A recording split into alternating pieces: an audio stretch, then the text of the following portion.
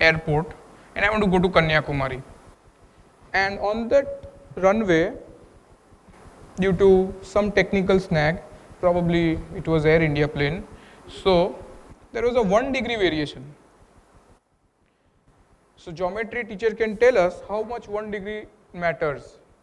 What is 1 degree? How do we measure it? We can go around that, okay, we can have a discussion on of 1 degree, how to calculate, how does it happen, etc., etc. But at the end of the flight, you know where I landed? In Colombo instead of Kanyakumari. And I didn't have a visa. And I'm a totally new place, new country, infested with militants. And here I am, just because of that 1 degree difference. So how does it happen? Our way, unfortunately, like a flight's path is not straight. Our way is of curves and turns. And we don't know when we have that 1 degree variation. We don't know. So by the time we reach the destination, we are in a different country altogether. Our road is like this. Still you have to stick with the path. Okay, I took this example where there were no other roads. You know, there is this single road. Even if you twist and turn, you go on the same road. But you know, when you were coming here from your home, there were 5 other intersections which you had to cross, and one wrong turn will lead you some place where you don't want to be. So what follows choices is behavior. Behaviors, when you choose again and again, it forms a behavior. Like, you know this elephant is held down by a chain. Do you know the strength of the chain? Elephant can break in like a minute. But why doesn't he do it? He does when he is angry or is gone mad. He doesn't do. But this chain holds him for most of the elephant's life. You know why? Anybody can tell me?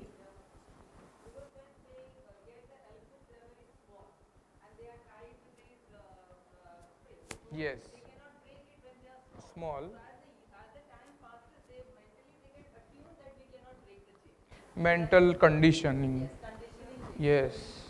So when you do wrong choices over and over again, well, like I said, you get addicted to it. And then, you know, unconscious behavior leads you to wrong choices again and again. So 95% of our behavior is unconscious. We are worried about the subject, we are worried about the class, we are worried about things. We forget of the choices. So when behavior is there and then forms the habits, this is the one step ahead from your goals, is the habits you keep. Okay, so now here is the question. Everybody has a willpower, right? Everybody has a reasonable level of willpower. That's why they woke up in the morning, came here today. Focusing on not doing something eventually pushes us to do it more. Unfortunately, willpower is that I'm not going to eat today the lovely dessert what is out there. I don't recommend doing that because we have already paid for it. But what is important is why power. Okay, here's the thing, why power.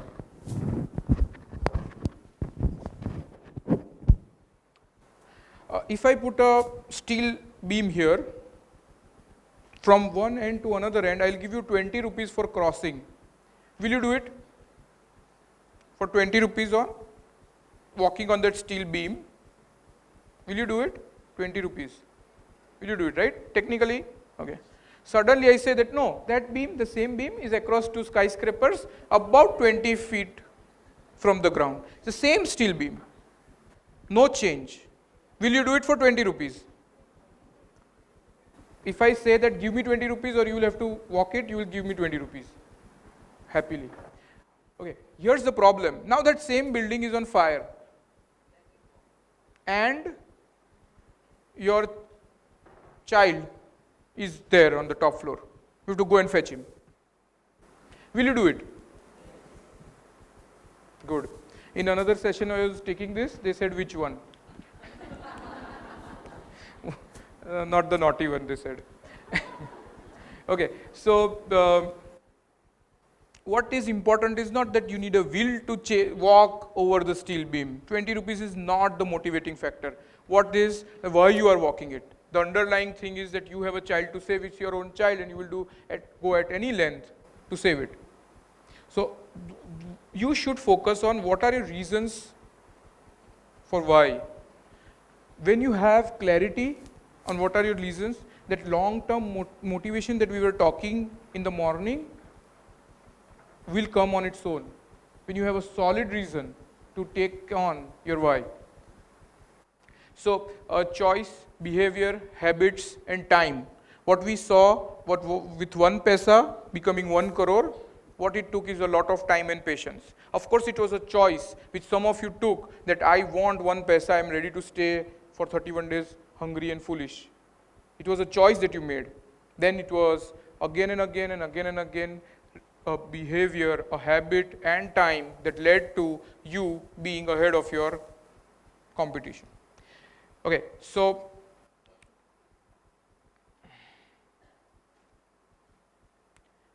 that's igniting the compound effect. Unfortunately, in our work we do, it is not as clear as 1 paisa and 30 lakhs. Unfortunately, we don't have measurable things. But what do we have is that we have goals. So we can work back from our goal. See, I'll give you a few examples of the goals that people have done and have achieved a lot. Say, I'll give you an example. Like to say, I want to write a book. So how do you start it? How do you write a book? Say, get command over English, get a good topic, start writing a few articles first, get opinions on how am I writing, and then start writing a book. So first of all would be, say, to read a book, in fact, if you want to start to write a book. So likewise, you have to work backwards from your goal, that what are the changes on a daily activity which you can take so you can achieve the long-term goal of your life. For some people it is losing weight, some people is to earn more money, some people it is to get more recognition, some people it's to get their children successful, make the children successful. Probably my goal is that I will make my daughter first in the class. That's a good goal. Now the question is, what steps I can take on a daily basis which will help me achieve that goal. So every day, if I spend 2 hours a day in coaching her or sitting with her and study, probably I will be achieving that goal. Probably I need some sessions on parenting myself.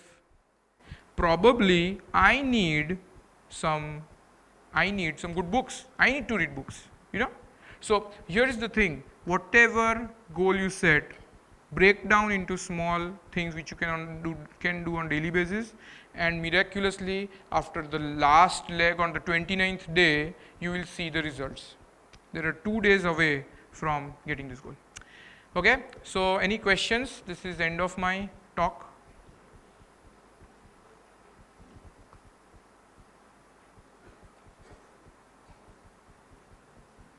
Any questions?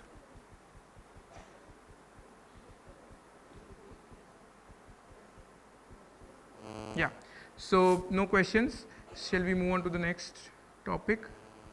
Okay, so next topic is something which is we are going to have participation from a lot of people out here, and I invite, you are going to invite? Yeah, I can invite. We start from there. Yeah, I invite Manjri Ben to come, Nupur ma'am, Shruti Ben. Okay, so while they come, I'll explain what is the topic about. It's about discipline in our school, and Sagrika is going to moderate it and ask tough questions to our panelists, and I'm going to be available on the stage because I figured out there are some things which teachers have questions for me also. So we'll be talking on disciplinary issues in our school, and let's see how you can start thinking on the questions which you want to ask the panelist. Thank you. Mike. Okay, ready for the big fight. So today we have a panel discussion we shall be discussing issues pertaining to discipline among the children in our school. On one hand, we have teachers and heads who are not entirely satisfied with the discipline scenario here at Udgam. And on the other hand, we have parents who aspire to have their children in Udgam, believing Udgam to be one of the highly disciplined schools in Ahmedabad. So a few questions to the heads of the various sections here will definitely give us a few pointers and help us to take the necessary steps in the right direction. So you're all familiar with those on stage. My first question is to all of you, including Manan sir. Let us begin all our questions with the pre-primary section and then carry on. So, Shruti ma'am, your turn. The first question is a simple one. It's not a quiz, please teachers. When we say discipline, how would you rate discipline in your section here at Udgam? Give me a scale from 1 to 10. Ma'am, it's going to be 7.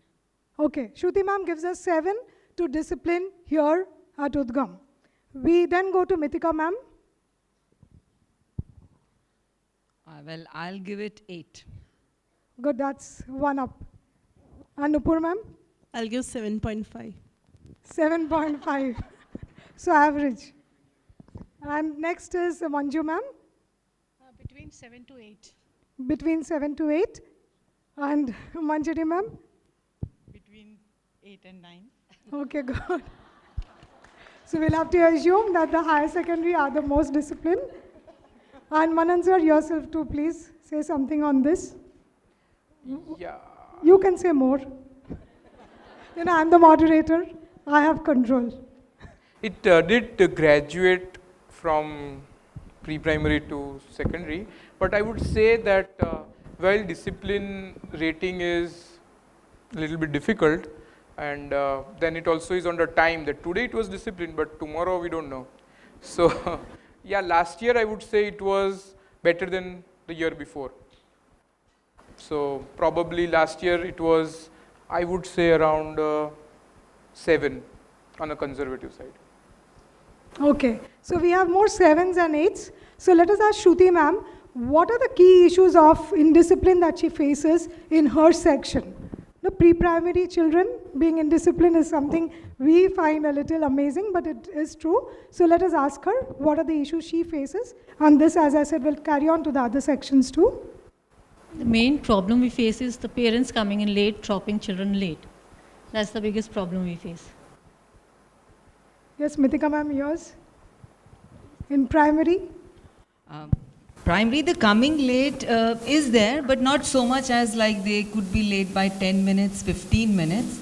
One key issue of discipline that all the teachers they face is that little bit of rough housing in the corridors, running haywire when the teacher is not there. When the period ends, the teachers they come out, and the students also they have a good time. Those 2 minutes, 3 minutes, I think that is one thing that we all are striving to keep them under control. That is also one thing that we feel.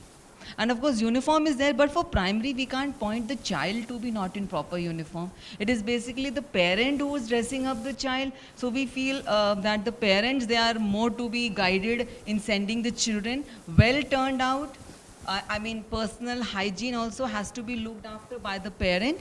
As compared, we can't blame the child only that he or she is not properly dressed and in proper uniform, oiled hair. So at times we do tell the parents only that it is your duty to see that the child is well turned out for the school, in time for the school. Because at this level, parent plays the most important role in bringing them to the school. Let's ask Nupur ma'am the situation in middle school.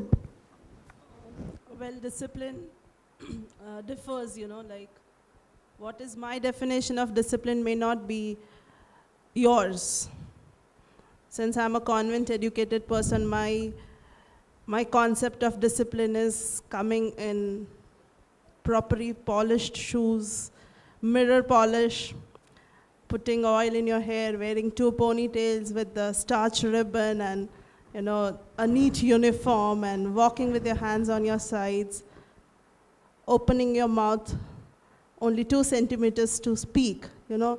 So the definition of discipline is different. However, the common problems which we face is, as Mithika ma'am has also said, you know, the behavior of the children in the corridors. That is one important issue. We are trying to, you know, work on it.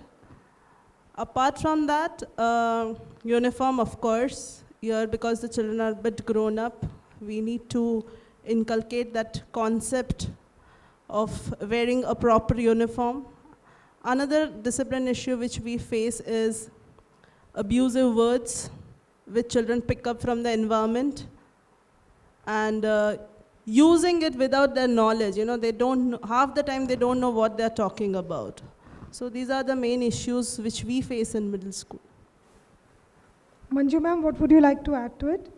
Actually, in secondary section, we found that they are coming in a very shabby way, and that looks like a very casual approach that shows in the studies also, and they don't give the respect to the teachers. They only concern wherever, whosoever is teaching, they give the respect to them only, and not other teachers. That is all. Manjari ma'am, please tell us about your section. Just a bit, this mic is not working. Hello. Problem is damaging school property. Coming late after recess, they always want to play. Whatever time is given to them is always less, and remaining absent. Those 3 issues. So basically one thing which I would like to ask them now, especially those who have been here for a long time, what are the issues that you see different in Udgam that was and Udgam now? What has changed? Like before and after. So Manju ma'am, I think would be the right person to tell us about this. Discipline issues which you had before and which you have now, and the changes.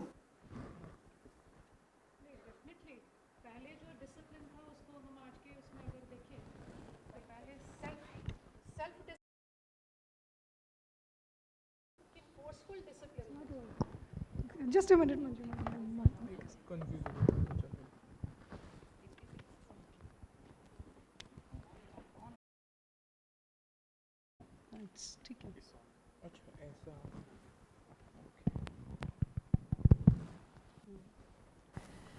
पहले और आज के परिप्रेक्ष्य में हम देखें तो पहले बच्चों में डिसिप्लिन था, और discipline in the sense self discipline, which is very important.